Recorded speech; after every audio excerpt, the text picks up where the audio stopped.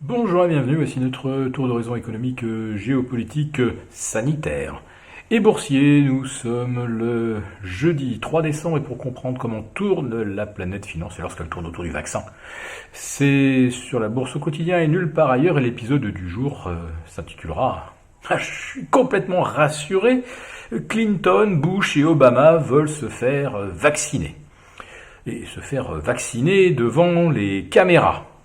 Bon, je me souviens, moi, d'une dirigeante européenne, je ne sais plus si elle était irlandaise ou écossaise, qui s'était fait vacciner en direct, et en zoomant sur l'image, en la passant au ralenti, on s'était aperçu que la fameuse seringue, eh bien, celle qui mimait une vaccination, avait oublié de retirer le petit embout qui protège le bout de la seringue.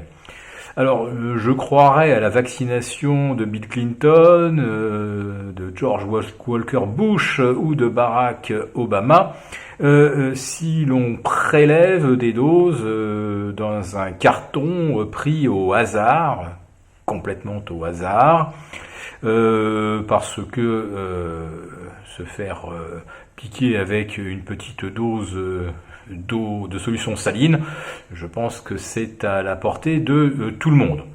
Bon, en ce qui concerne George Bush Jr., si jamais le vaccin pouvait avoir des effets indésirables sur le cerveau, bon, donc lui, il peut se faire piquer, il n'est pas concerné. En ce qui concerne Bill Clinton, lui, il est rentré maintenant dans la tranche d'âge supérieure à 75 ans, où, en effet, un vaccin peut se justifier. Quant à Barack Obama, eh bien, est-ce qu'on lui fait complètement confiance?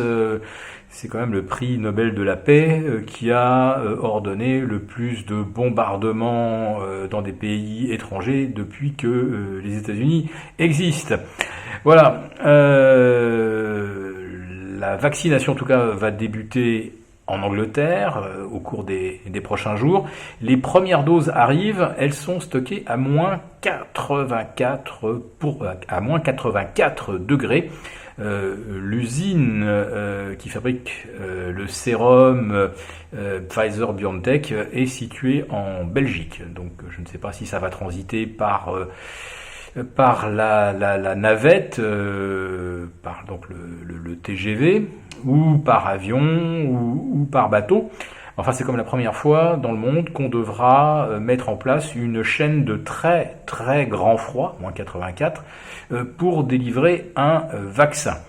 On espère que pour Moderna, AstraZeneca et d'autres, qui travaillent également sur la solution des vaccins de type messager ARN, qu'on pourra les transporter avec du froid, on va dire, conventionnel, entre moins 5 et 5 degrés. En tout cas, la vaccination au Royaume-Uni constitue un vrai défi technologique, en plus du défi consistant à vacciner le plus de personnes possible. Ah oui, j'oubliais, Boris Johnson, dans sa grande mansuétude, annonce que lui, eh bien, il fait cadeau de sa dose à des gens qui en ont plus besoin que lui.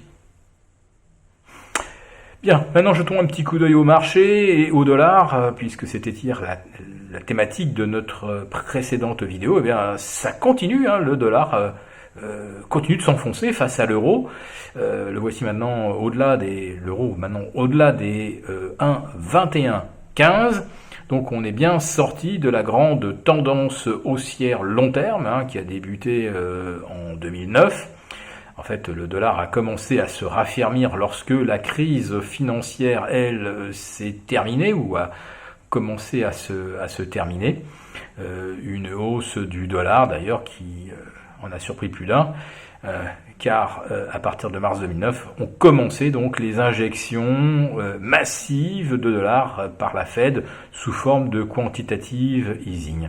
Alors la question que je finis par me poser, parce que des fois je fais peut-être des liens et j'associe des choses qui n'ont rien à voir, mais enfin, si le dollar n'a jamais autant progressé que lorsqu'on en injectait massivement en 2009, 2010, 2011.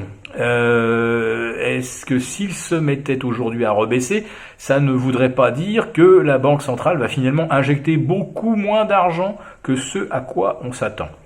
Alors c'est vrai que l'annonce de la nomination de Janet Yellen au Trésor, la fusion entre la Fed et le Trésor, le président Powell, qui a été le numéro 2 de Janet Yellen jusqu'en 2018, on se dit que là ça va être complètement open bar sur les liquidités.